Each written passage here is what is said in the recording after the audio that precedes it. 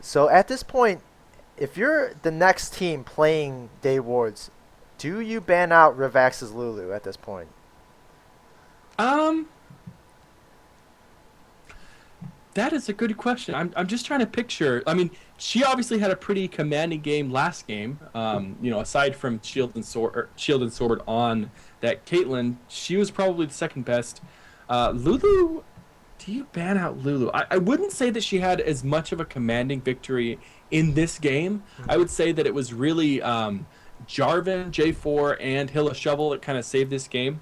Um, it would probably be a good idea to ban out that Lulu because I think that the other players have such a wide range of champions that they could play that you're Hmm. not going to be able to ban one of them out. Whereas Revex on Lulu, it's possible that that's the only champ that Revex can play. So if you ban out that Lulu, it might make it significantly more difficult for Shield and Sword to carry.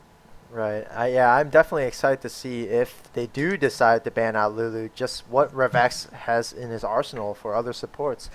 But yeah, so currently we are waiting for the next team to show itself to challenge Day Wards on their 2-0 winning streak right now. So with that being said, we're going to go into a break. It shouldn't be more than 10 to 15 minutes, but we are going to go on break. Thank you guys for watching so far, and we'll be sure to be back as soon as we can. So thank you guys.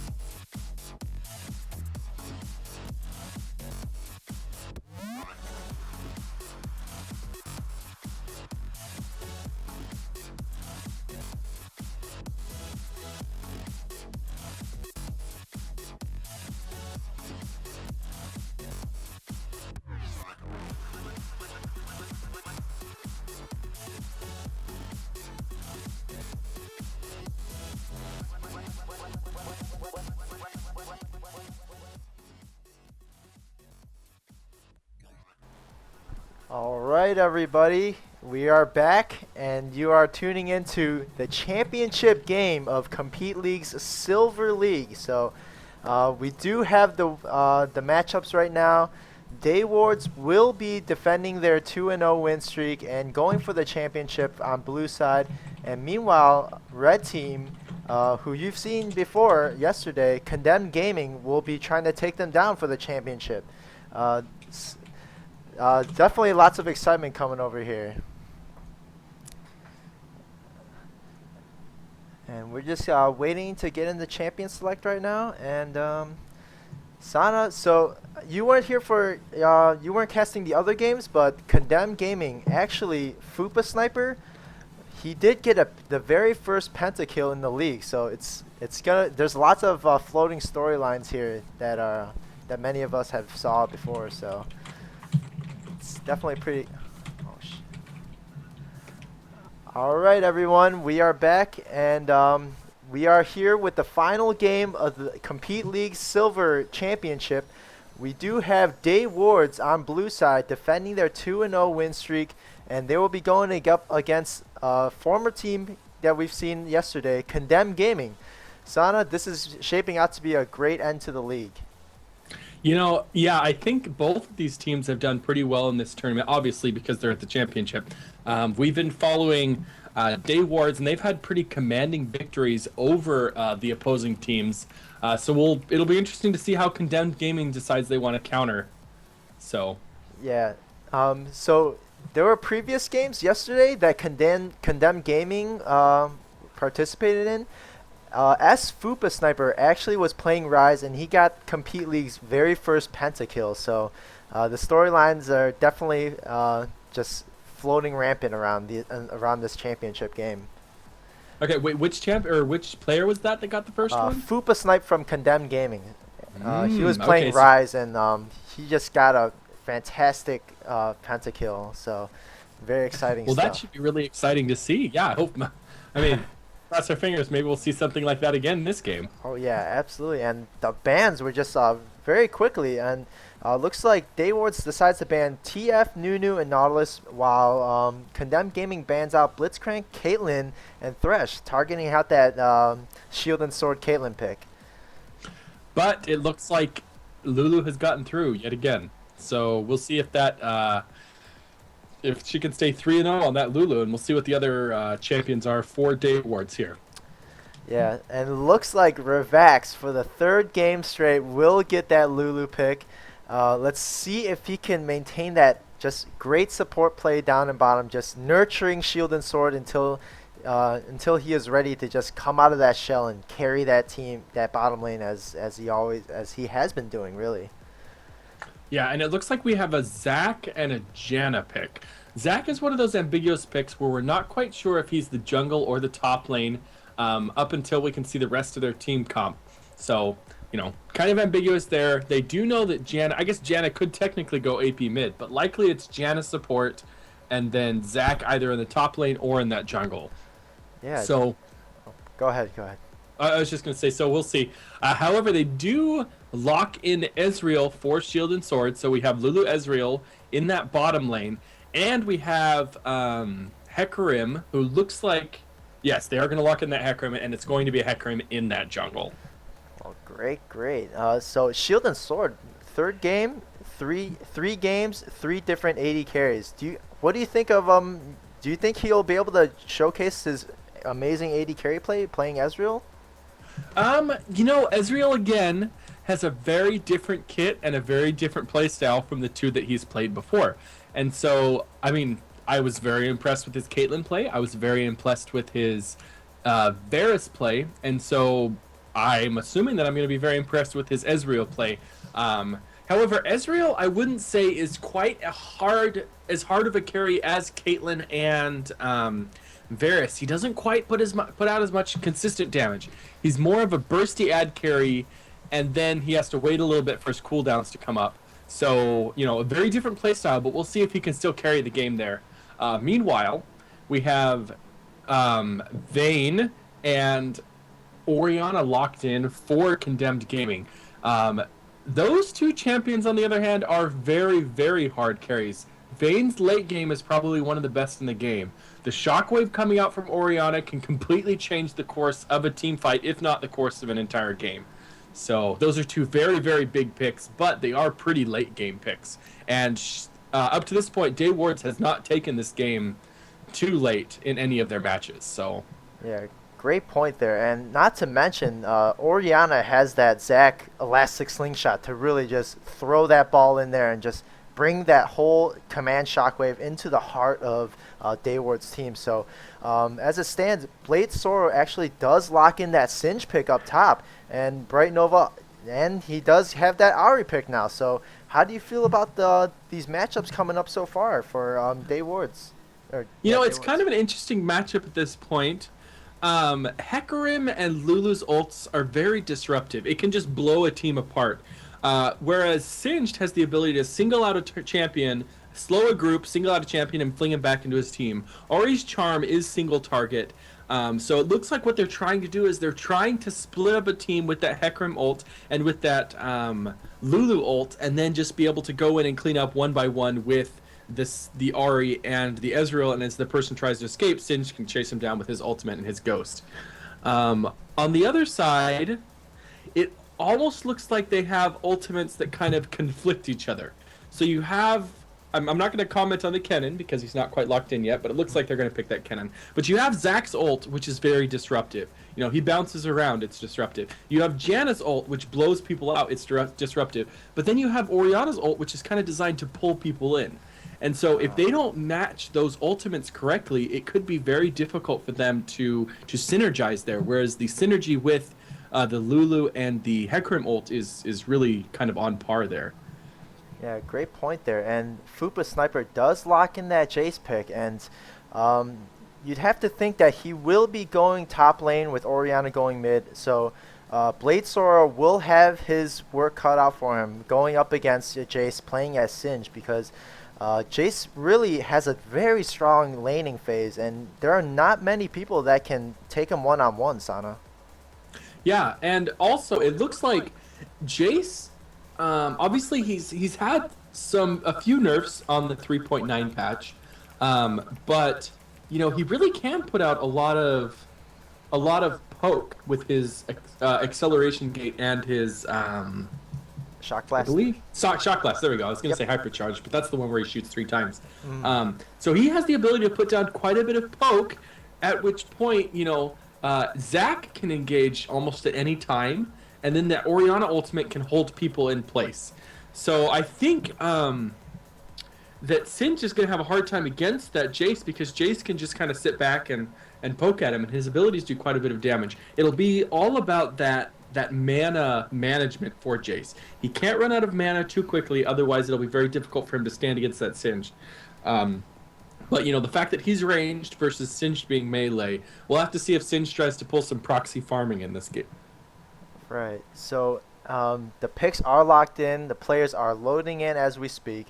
So we can talk about the summoner spells. Snikka's playing on Vayne actually opts to go for the cleanse. Do you agree with this? Seeing as the only really CC that is gonna be cleansable are the ignites and the charm and the whimsy coming out from Lulu. So how do you feel about that summoner spell for Vayne? Well, Vayne really is susceptible to crowd control because she has to get really close to her target in order to do damage. Hmm. She doesn't have a lot of range. And so I think what it is she's predicting that their team is going to focus her with that crowd control. Obviously, like you said, she's not going to be able to use that cleanse on the ultimate from Lulu because it's a knockup. I'm not sure if she'll be able to use it on the ultimate from Hecarim, actually. I don't know, because it is a fear. So I Hmm. think that she would be able to use it on the ultimate of Hecarim, but she won't be able to use it on the Fling from Singed, and she would be able to use it on the Charm from Ari. So in reality, only about half of their CC is countered by that cleanse, but she's using it for good measure because if Ari uses her ultimate, dashes back, and uses that Charm, that could be absolutely devastating if she doesn't have her cleanse up. Yeah, so Snikkas really does need to watch out for his positioning in these team fights because if Sin just comes up